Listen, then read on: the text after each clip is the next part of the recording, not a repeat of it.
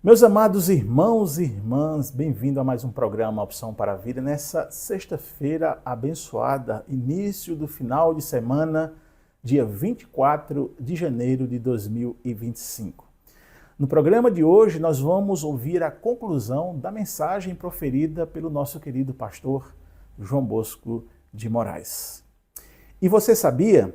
Na nossa igreja, a Igreja Congregacional do Calvário, aqui na cidade de Campina Grande, às margens do Açude Velho, todas as noites ou todos os domingos à noite, no culto divino, culto solene, que começa às 18 horas da tarde, o departamento infantil da nossa igreja recepciona os filhos menores dos casais que vão à igreja e eles têm ali uma sala reservada para o estudo, a ministração da palavra na linguagem deles, com professoras preparadas, vocacionadas para cuidar do seu filho e da sua filha. Convido você então a estar conosco no culto divino a partir das 18 horas da tarde na Igreja Congregacional do Calvário.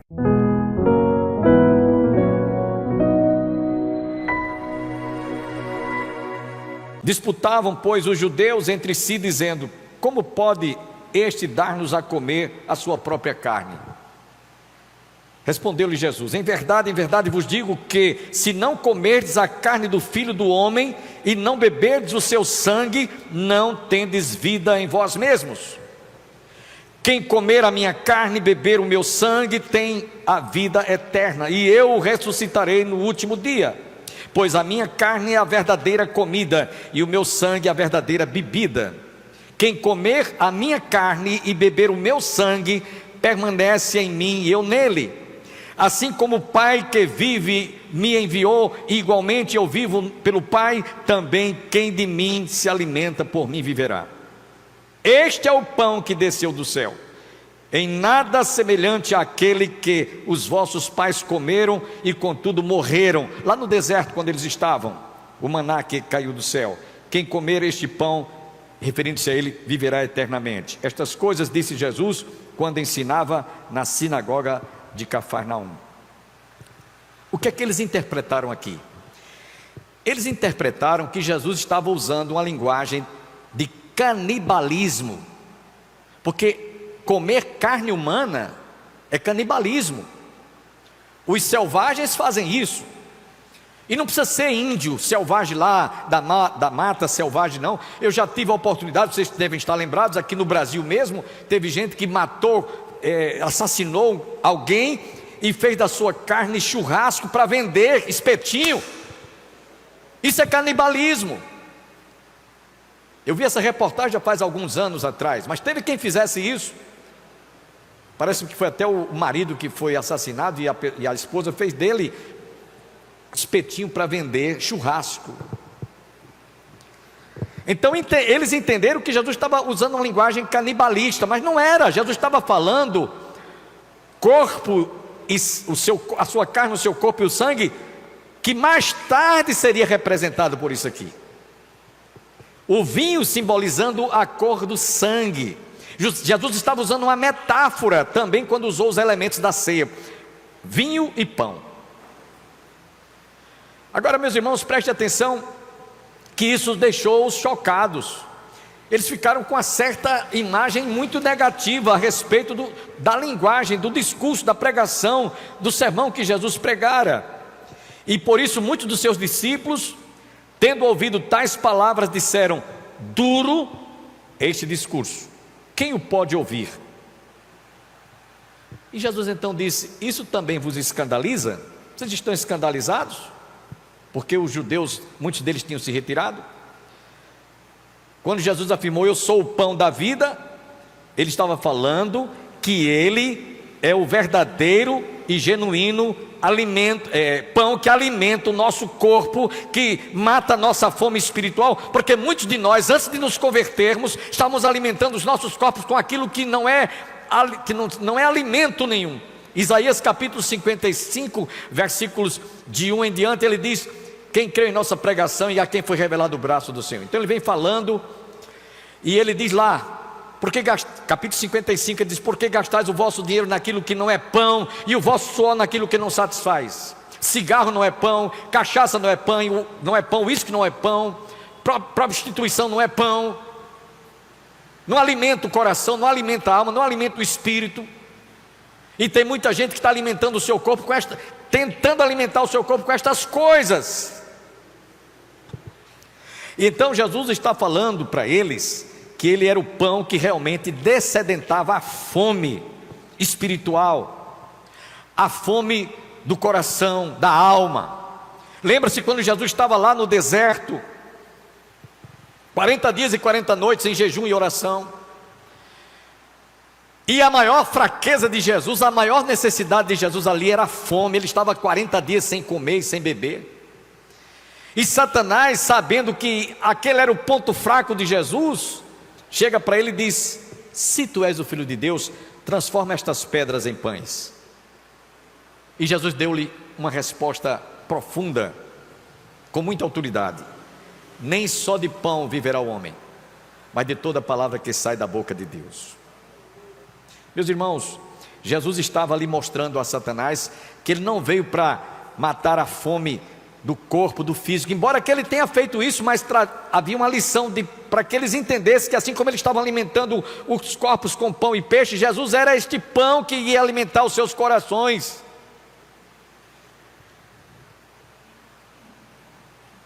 Por isso que lá no livro de Provérbios, capítulo 9, versículo 5,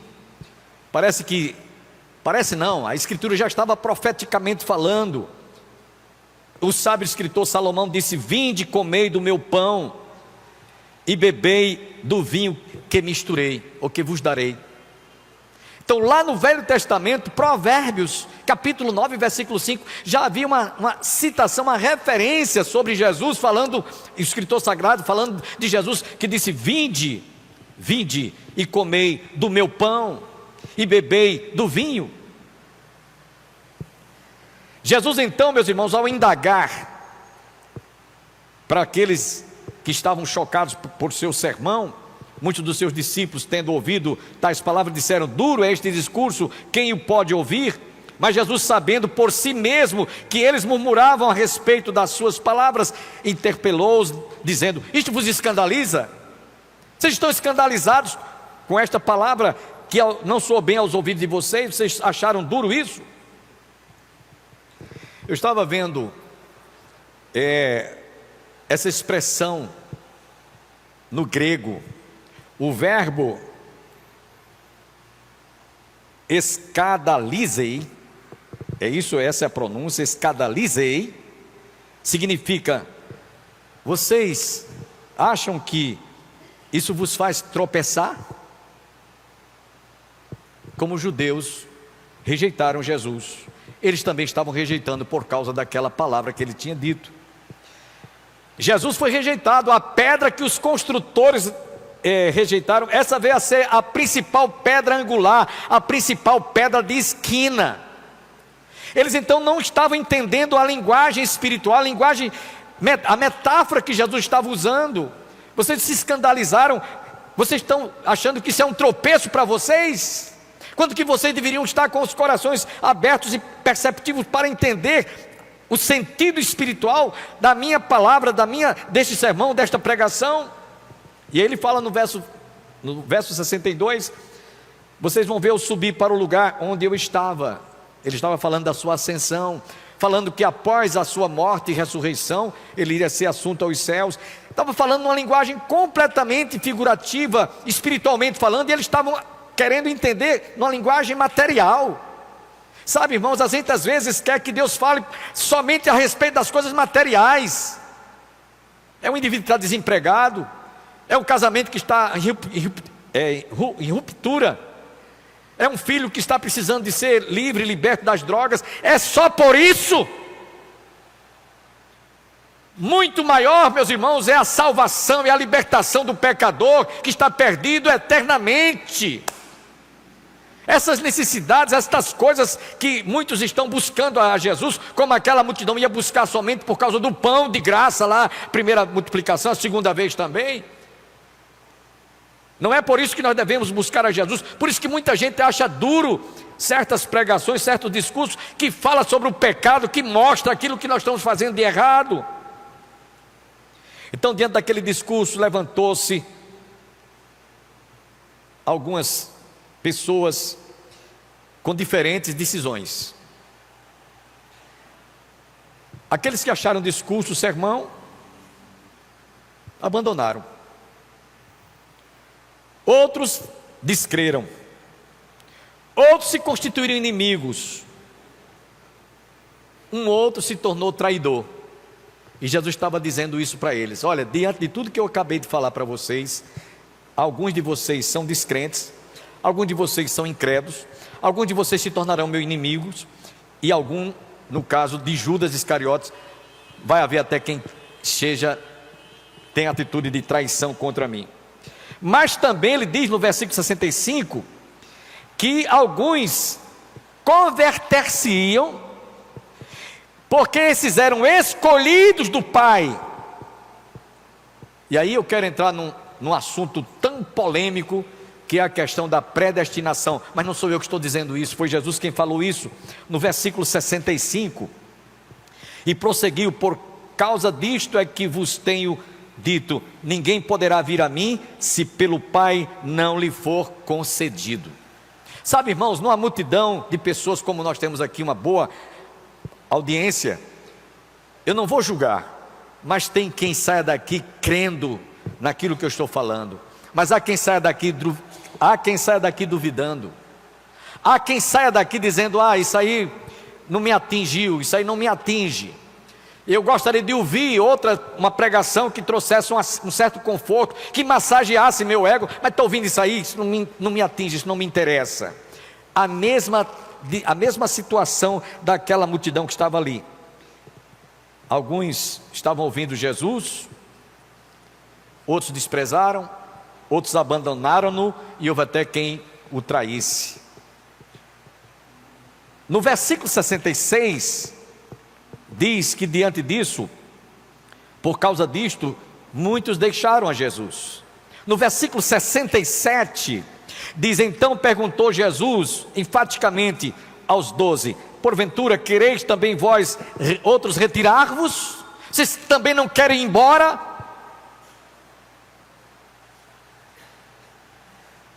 Sabe, irmãos, essa pergunta retórica de Jesus exigia uma resposta. Resposta esta que estaria dentro de uma condição espiritual, não numa condição material. Foi quando Pedro, ele simplesmente disse: para quem iremos nós? Só tu tens as palavras de vida eterna. Palavra de vida eterna, meus irmãos, não está relacionada a coisas materiais. O próprio Jesus diz: pensai nas coisas que são lá de cima, não nas que são aqui embaixo na terra. Ele disse também: juntai tesouros nos céus, onde não há traça, nem ferrugem, nem ladrão para roubar. Então, a linguagem espiritual, ela é oposta daquilo que é material. E lamentavelmente, muitas vezes nós estamos buscando a Deus, mas por coisas materiais. Melhorar de vida, salvar o casamento, emprego, prosperidade e tantas coisas mais. Existem até determinadas denominações que dão ênfase nisso aí, do começo ao fim do culto, e se esquecem que o principal de um culto é adoração. Pedro deu uma resposta retórica dentro da pergunta que Jesus havia feito. E ele respondeu: para quem iremos nós? Tu tens as palavras da vida eterna. Isso lembra o que Pedro falou lá em Mateus, no capítulo 16, quando Jesus perguntou: que dizem os homens a meu respeito? O que é que pensam a meu respeito? Qual é o julgamento que vocês estão vindo aí? O que é que estão falando de mim? O que é que estão dizendo algo a meu respeito? Uns dizem que tu és Jeremias, Elias, um dos profetas. Aí Jesus então questionou: e vocês? O que dizem a meu respeito? Quem eu sou para vocês? Como é que vocês me veem? E Pedro deu a maior resposta, a maior definição teológica de um homem simples, um pescador, um homem rude. Ele respondeu: tu és o Cristo, o Filho do Deus vivo. Bem-aventurado és tu, Simão Barjona, porque não foi carne nem sangue quem tu revelou, mas meu Pai que está nos céus. Meus irmãos, Pedro, assim como deu esta resposta, tu és o Cristo, o Filho do Deus vivo, ele também disse: a gente vai para onde, Senhor? O próprio Jesus havia dito: sem mim nada podeis fazer. Essa confissão de fé, meus irmãos, nós como cristãos precisamos de dar, precisamos de declarar: ai de mim se não fosse Jesus, ai de você se não fosse Jesus, nós estaríamos irremediavelmente perdidos. Então, diante dessa confissão de Pedro, mesmo assim, teve quem rejeitasse, quem abandonasse, quem traísse, mas houve aqueles que confessaram, porque eram escolhidos por Deus, que eu já disse para vocês, no versículo 67, aliás, versículo 66, à vista disto, muitos dos seus discípulos o abandonaram e já não andavam com ele. Então perguntou-lhe Jesus aos 12: porventura também vós não quereis retirar-vos? Respondeu-lhe Pedro: Senhor, para quem iremos nós? Tu tens as palavras da vida eterna, e nós cremos e conhecido que tu és o Cristo, o Santo de Deus. Foi quando Jesus disse: não vos escolhi eu em número de 12, contudo um de vós é do diabo, referindo-se a Judas, que havia traído Jesus. E no versículo 71 ele dá a resposta que nós entendemos: aqui está a predestinação.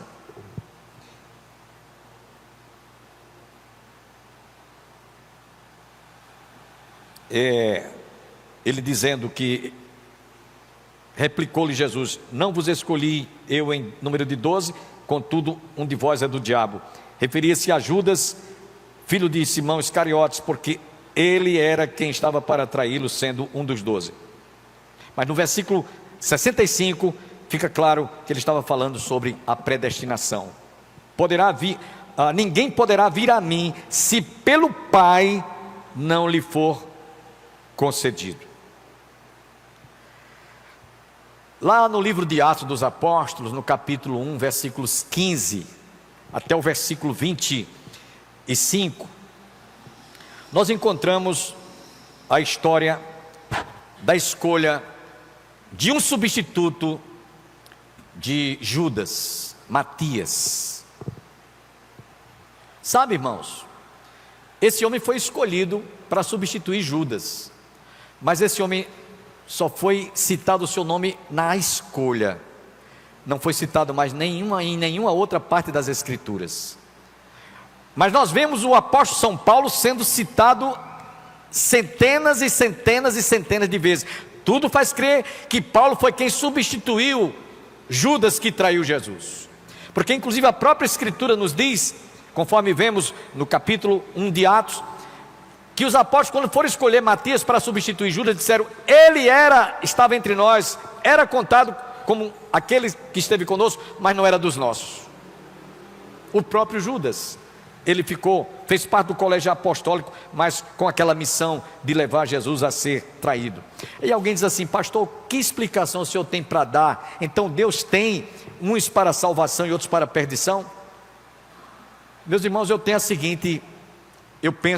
isso comigo, eu tenho o seguinte entendimento. Deus sabe, preste atenção no que eu vou dizer, Deus sabe perfeitamente quem nasceu e vai viver a vida toda e toda a vida, até 100 anos de idade, e vai ouvir o Evangelho e nunca vai aceitar. Ele sabe. Então um indivíduo como esse, muitas vezes, e eu quero pensar que isso aconteceu com Judas, foi usado com aquela finalidade. Ele esteve com Jesus, ao lado de Jesus, foi tesoureiro, era um homem que estava acompanhando Jesus passo a passo, dia a dia, vendo milagres e mais milagres acontecer, mas ele não era convertido, ele ia morrer sem se converter nunca. Daí porque ele foi um instrumento sendo usado pelo diabo, como o próprio Jesus diz, com aquela finalidade. Deus sabia que ele jamais iria se converter. E aí que nós entendemos a predestinação. O indivíduo ouve, a Bíblia diz assim: alguns ouvem o evangelho para a sua salvação e outros para a sua própria condenação. Fica claro isso. Então, meus irmãos, quando nós ouvimos a palavra de Deus e abrimos os ouvidos da alma e os ouvidos do nosso coração, nós nos sentimos alimentados por este pão que é Jesus, e chegamos a essa conclusão: para quem iremos nós? Quem vai nos alimentar? Quem vai nos guiar? Quem vai nos dirigir? Quem vai guiar os nossos passos? Quem vai realmente nos dar a certeza, aquela convicção de que realmente estamos seguros com Cristo? Somente aqueles que foram alcançados por sua graça e misericórdia. Amém? Você que está aqui, não duvide, mas creia. Você que está aqui, não despreze, mas abra o seu coração, como também encontramos lá no livro de Atos dos Apóstolos, no capítulo 17, quando Paulo esteve no Areópago pregando um sermão, aonde muitos ouviram a pregação de Paulo, quando ele disse: eu vos prego. Havia muitos altares aos deuses e mais deuses de toda a natureza, e havia um altar lá escrito ao Deus desconhecido, e Paulo aproveitou a oportunidade e disse: esse Deus que vocês não conhecem é o Deus exatamente que eu vos anuncio e que vos prego. E diz lá em Atos, no capítulo 17, já no finzinho, que alguns disseram: depois te ouviremos. Outros creram, inclusive um deles foi Dionísio, o Areopagita, que era quem tomava conta do Areópago, ele era o zelador, e Damaris também, que estava sempre ali ouvindo a palavra ministrada pelo apóstolo Paulo. De sorte que, quando se prega o evangelho, tem pessoas que saem do mesmo jeito, ou saem às vezes até pior, porque não absorve, não faz uma leitura espiritual daquilo que Deus está falando ao seu coração, mas é daquilo que você queria ouvir. Então, para você não vai ser uma palavra, vai ser um discurso duro para você. Você não vai achar bom, não vai gostar, vai achar ruim. Creia, não duvide, confesse, não resista ao apelo, ao convite que Deus faz ao seu coração. Não esteja entre aqueles que abandonaram e desprezaram a palavra. Não seja como aqueles que estarão sendo condenados pela sua própria decisão. Para quem iremos nós? Para quem iremos nós? Qual será o seu futuro? Onde você passará a eternidade? Isso é que é importante você saber. Mais importante do que você melhorar de vida, mais importante do que você ter um ano repleto de bênçãos materiais e ser próspero e ter tanta coisa, é incomparavelmente, é uma proporção, é uma dimensão que você não pode nem calcular. Tão grande é a importância da vida eterna. Eu quero terminar dizendo para vocês uma coisa. Esse ano eu estarei completando 73 anos de idade. A gente vai vivendo, gente, e a gente vai perdendo aquele apego pelas coisas materiais. A gente vai perdendo aquele entusiasmo pelas coisas desta vida. Sabe por quê? Porque o próprio Jesus disse: eu não sou deste mundo, vós não sois deste mundo como eu desse mundo não sou. Nós estamos aqui, irmãos, de passagem. Eu sei lá se eu vou chegar a 80 anos, eu posso morrer aos 80 anos, posso morrer aos 75 anos de idade, posso morrer aos 90 anos, e onde é que eu vou passar a eternidade? Onde é que você vai passar a eternidade? É por isso que você precisa de dizer, fazer suas estas palavras: para quem iremos nós? Se só Jesus nos dá direito à vida eterna, se só Jesus teve autoridade para dizer: eu sou o caminho, a verdade e a vida, e ninguém vem ao Pai a não ser por mim. Você não tem outra pessoa que possa substituir o que Jesus garantiu quando estava lá na cruz: tudo está consumado, Pai, em tuas mãos entrego o meu espírito, Pai, perdoa-lhes porque eles não sabem o que fazem. Jesus foi quem teve a autoridade para dizer: eu sou a ressurreição e a vida. Quem ouve as minhas palavras e crer naquele que me enviou, tem a vida eterna. Não entra mais em condenação, passou da morte para a vida. Fiquemos em pé. Nós vamos nesse momento orar, pedindo que o Senhor faça-nos entender e ter discernimento do sentido desta palavra. Para quem iremos nós? Há uma interrogação aqui ilustrativa para mostrar que você precisa realmente de tomar posse dessa certeza. A dúvida é do diabo. A dúvida não vem de Deus. E Deus quer que você saia daqui com essa certeza no seu coração. Durante este ano de 2025, vamos prestar mais culto de adoração a Deus. Seja mais presente nos cultos de adoração ao divino Deus. Abra mais o seu coração para louvar e ser grato a Deus. Seja mais presente. Faça suas estas palavras: ai de mim se eu não estiver buscando ao Senhor. Como Ele nos diz em sua palavra: buscar-me-eis e me achareis, quando me buscarem de todo o vosso coração. Buscai ao Senhor enquanto se pode achar, invocai-o enquanto está perto. Estou dizendo isso, irmãos, porque eu percebo que os cultos que nós temos aos domingos, como este aqui hoje à noite, a casa fica cheia. Mas durante a semana, nos cultos de oração, nem todo mundo trabalha, nem todo mundo estuda, e você às vezes fica em casa assistindo novela, assistindo porcaria, desculpa a expressão, que não vai alimentar o seu coração, que não vai lhe levar a edificação em coisíssima nenhuma. Seja mais presente. Reconheça que sem Ele nada poderemos fazer. O próprio Jesus disse: sem mim nada podeis fazer. Meus queridos irmãos e irmãs, muito bom essa mensagem do pastor Bosco e essa conclusão maravilhosa. Que bom que você esteve até aqui no nosso programa e espero você na próxima segunda-feira para mais um programa Opção para a Vida. Até lá!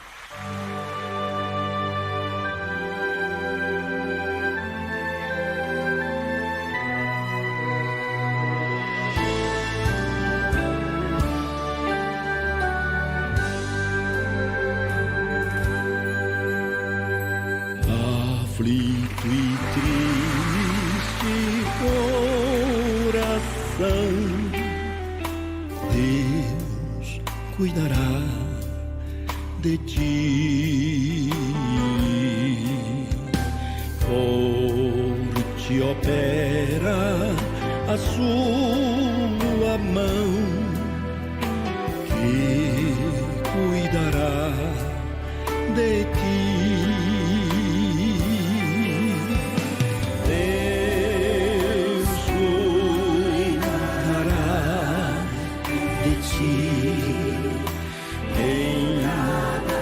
Dia Deus proverá, sim, cuidará de ti. Deus cuidará de ti. Na dor cruel da provação, Deus cuidará de ti. Socorro dá e salvação, Deus cuidará de ti. Deus cuidará de ti em cada dia. Deus proverá, sim, cuidará de ti. Deus cuidará de ti.